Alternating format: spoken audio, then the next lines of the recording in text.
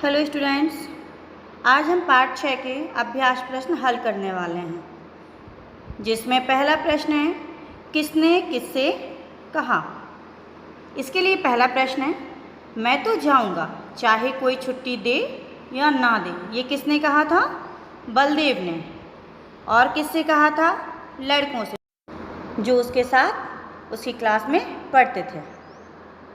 फिर दूसरा है आओ चले आओ, 4 आने में आसमान की सैर करो। ऐसी आवाज़ कौन लगा रहा था? गुब्बारे वाला। और किससे कह रहा था? सर्कस में आने जाने वाले लोगों से, क्योंकि वहाँ कोई किसी एक से तो वो बोल नहीं रहा था, वो तो बस चिल्ला रहा था कि जो भी उसके पास आ जाए, जो भी मतलब वो लोग वहाँ से निकल रहे हैं, चाहे वो सर्कस के लिए आ रहे हों और चाहे सर्कस से जा रहे हों। इसके बाद दूसरा प्रश्न है ख, जिसमें लिखा है कुछ शब्दों में। शहर की दुकानों पर सर्कस के विज्ञापन लगाए गए, तो इसको सही करके लिखना है जैसा कि हमें पाठ में दिया गया है। तो हमारी जो पुस्तक है उसमें लिखा हुआ था शहर की दीवारों पर सर्कस के विज्ञापन चिपका दिए गए। फिर दूसरा है हेड मास्टर साहब ने बच्चों को सर्कस जाने की इजाज़त दे दी। ऐसा नहीं हुआ था, हेड मास्टर साहब ने बच्चों को सर्कस जाने की मनाही कर दी। इसके बाद तीसरा है बलदेव हिंदी की कॉपी में शेर का चित्र बना रहा था। तो वो हिंदी की कॉपी में नहीं बना रहा था, वो कहाँ बना रहा था? वो अपनी हिसाब किताब की कॉपी में बना रहा था। तो इसके लिए हम लिखेंगे बलदेव हिसाब की कॉपी पर शेर का चित्र बना रहा था। इसके बाद है बलदेव इतवार को सर्कस देखने गया। तो बलदेव कब गया था? बलदेव शनिवार को सर्कस देखने गया। इसके बाद पांचवा है सर्कस का कुत्ता दुम कटा था। गलत, क्योंकि वह 3 पैर का कुत्ता था। तो उसके लिए आप वाक्य लिखेंगे सर्कस का कुत्ता 3 टांगों वाला था।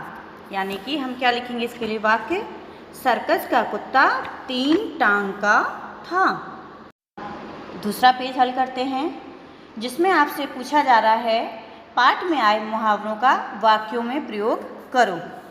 जैसे आप ये शब्द के जो भी आपको यहाँ पर एक मुहावरा दिया है, उन शब्दों के बाद में आप देख रहे हैं मैंने कुछ लिखा है, यानी वो उनका अर्थ लिखा हुआ है। और अर्थ उन्होंने लिखने के लिए नहीं बोला है, आपको सिर्फ यहाँ पर वाक्य लिखने के लिए बोला गया। वो मैंने सिर्फ आपकी सुविधा के लिए लिखा है कि आप उसका अर्थ समझ सकें कि इसका मतलब होता क्या है। जैसे है जामे से बाहर होना, हद लांघना।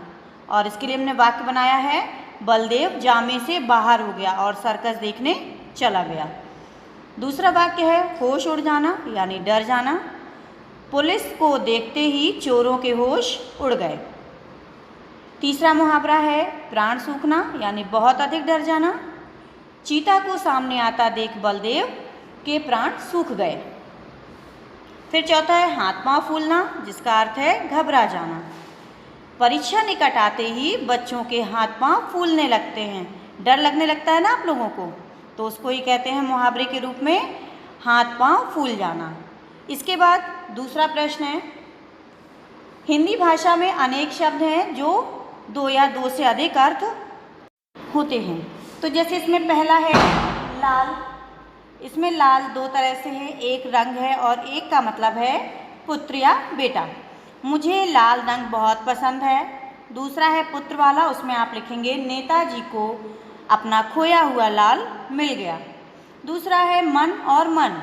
एक मन का मतलब है ध्यान और एक का मतलब है कुल जोड़। हमें ध्यान लगाकर काम करना चाहिए। और दूसरा है एक मन 40 किलो का होता है, यानी कि एक मन की जो गिनती है उसमें यदि हम किलो के अनुसार देखें तो उसमें 40 किलो होते हैं। बाल और बाल, एक बाल का मतलब हो जाएगा बालक और दूसरे का केश। बालक वाला देखते हैं, बालक खेल रहा है और दूसरा है केश, लड़की बाल सुखा रही है। फिर है हार, हार आभूषण, मीना ने एक सुंदर हार पहना। फिर दूसरा है पराजय वाला, तो उसमें बोलेंगे नेताजी चुनाव में हार गए। तो आपने देखा यहाँ पर एक ही शब्द के 2 अर्थ हैं और उन 2 अर्थों को अलग अलग वाक्य बनाकर भी आपको लिखना है और सीखना है। ठीक है, धन्यवाद।